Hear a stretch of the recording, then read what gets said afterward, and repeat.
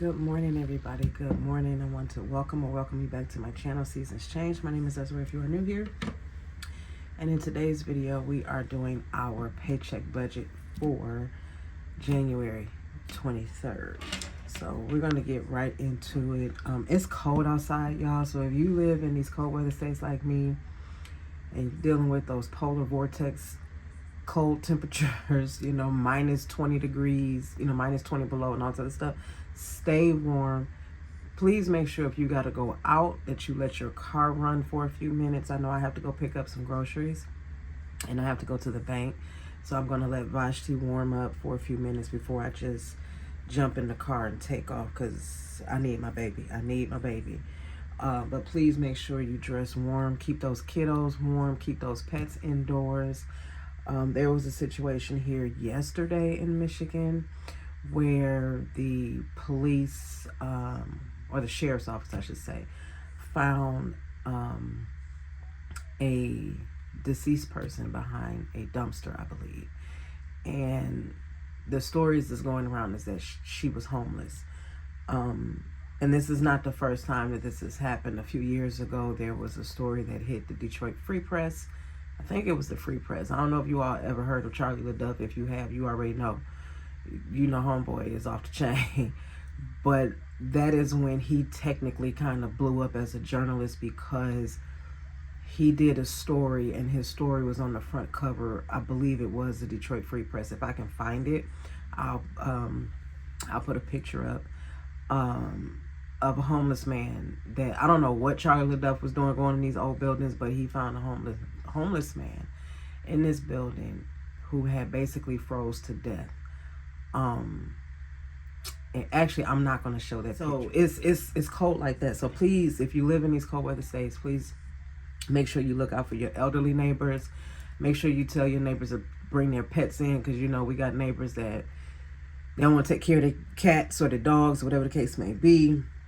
And then the next thing you know, you find their pet in your yard. I can see tracks in my snow right now. I'm in my office looking in my backyard and I can see tracks right up against the fence. And they're not squirrel tracks because these squirrels do not come out here when it's cold like this. But anyway, let me get to the budget. Like I said, I got to go to the bank and I got to go to the grocery store. So, as you know, I start off looking at my monthly budget sheet first before I dip into my my payday budget. So I've already completed paying my car notes, and I've already, to a degree, completed making my debt payments on my credit card. So those are checked off. So the mortgage is coming out today, but we're going to talk about how much is coming out. So here we go. I'm going to go ahead on. I have this in pencil. I'm going to bring you in just a little bit more, but I'm going to retrace it over in black pen. So what I am working on is my paycheck of today, January 23rd. Okay. And my first paycheck, I budgeted $15.60, so we're good with that. And my second paycheck of this month, I'm also budgeting $15.60. No third paycheck in January, and there's no extra income. So Esther is my mortgage. And if you remember my monthly budget, I said that for the month of January, I was going to pay $1,050.61. But when I went back and I did my pre-paycheck budget, I logged into my account and I noticed that I only had scheduled to have paid $1,050. So this is what's coming out of my account as we speak. So that is done. Consumers Energy, I told you I split this bill up every single month. I split it up in between my paychecks. So every month now I'm paying $160. So I paid $80 when I got paid January 9th. And today I made that $80 payment. And as of today, my balance on my gas bill is a credit of $376.81. Now my gas bill will run on the bill is due on the 27th, So it's due in 4 days. So it's going to run after that. And this is going to come down a little bit. I'm kind of scared to see what the bill actually is, because they did increase. Okay, son, I ain't mad at you, but come on now. Oh, that. Okay. Hold on. Let me pull my blinds up, y'all. Okay, I pulled the blinds up and brought you in just a little closer. This dark part that you see here is my window, the part of the window that I can open and close. But anyway, I'm scared to see what my bill is actually going to be, because they did increase my gas bill by $40. I was paying on a budgeted program, I was paying $60 on my gas bill. Now I'm paying $100 on my gas bill. So we're gonna see. Okay, DTE, I have here that I was gonna pay $45. I paid $90 a month for DTE. I think I told you with my last budget with me that my electric bill was high. It was $133.31, and but I was still okay. So I paid the $45. I turned around and paid $65. So $65 and $45. So I paid $110 on my electric bill this month. I had a few extra dollars that came in that I was not expecting. It was, somebody wanted to do something nice for me after I just did something out of the kindness of my heart. So they gave me a few extra dollars. So I was able to put a few extra dollars onto my DTE bill. Now, the credit on my DTE bill, I do still have a credit. And I believe I told you in my paycheck budget that it was a credit of $229 and some change. What I'm deciding to do is not put that down until I actually get the bill, because they give me two different amounts. They'll give me an amount of my budgeted bills, and then on the other side of the bill, they'll give me my actual amount. So once I get my next bill, which will be in about 2 weeks, then I'll, when I do that paycheck budget, then I will put that credit down here. Right now, it's going to be a question mark, even though I can log in and tell you that it says that my credit is $300, almost $400. I know that that's not correct.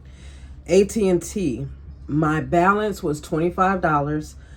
Because I pay $95 every month, I end up having not necessarily a credit. I don't have to pay the full $95. So for example, AT&T let me know back in, I think September, October, that they were going to increase my fee from $85 to $90. Because I know AT&T likes to play, I need to stay ahead of AT&T. I increased what I paid to AT&T by $5. So at that time, I had a credit, I think, of $20 or $30. So the increase kind of ate it up a little bit. So now when I get my bills that are due is between $20 and $30 because of how much I paid before the bill was generated. So in this case, my balance was $25. I paid $95. So now I have a credit on my account of $70.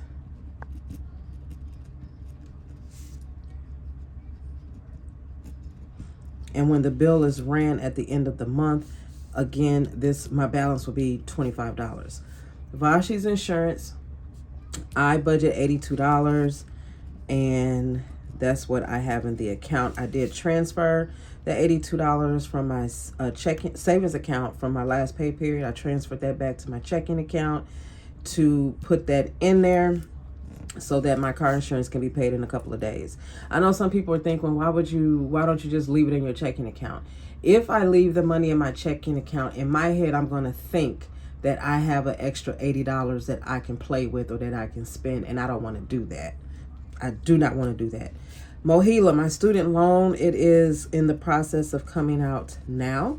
So that's a done deal. My student loan payments are actually $11.61 per month, but I just rounded it up to $20.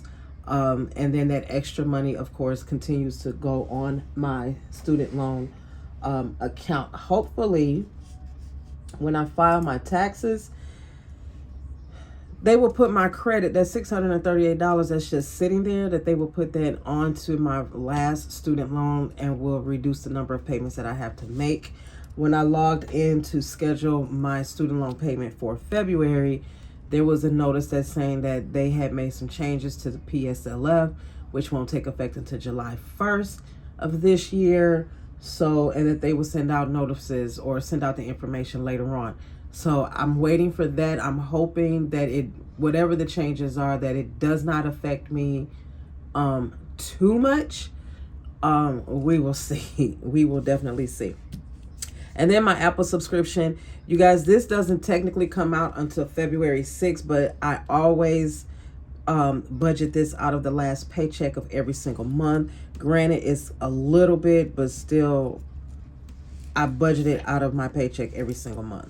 And that is it for the bills that I had to pay this month. So we're going to, let's see. Yeah, I pulled out my Old Faithful one here, even though it's still cutting up. It's still doing this thing. So we're going to see where we are. So the mortgage, see, is starting it already. Like, come on. Consumers Energy, DTE. I wrote, why y'all didn't tell me I wrote $90 instead of 95? 95, 82, 20. I don't know if y'all hear that, but that's my neighbor's loud van. Ooh. But at least it works. So it's $13.94.99. So it's just actually an increase of $20 from what I originally budgeted, and that $20 came from the DTE payment. Because at first I wasn't even going to add it to this, but I'm like, nope. I put it on here. I was having to pay the $45 anyway. I just added another 20 to it. So we're going to go ahead on and subtract the $15.60 or the $13.94.99 from the $15.60, and that leaves me with $165.01 available from my budgeted amount of from my budget. Y'all get it. I haven't finished drinking my coffee. So I should have somewhere around $165.01 remaining from my budget. And with that, we're done. So we're all done. All of the bills are paid. Everything has been accounted for. And we are not caught up because we've never been behind this year. We've never been behind. So, hey, we're good. And that is it. So $165.01 is what's remaining from this particular paycheck. So we will go from there. I will see you all in another video. Take care. Bye.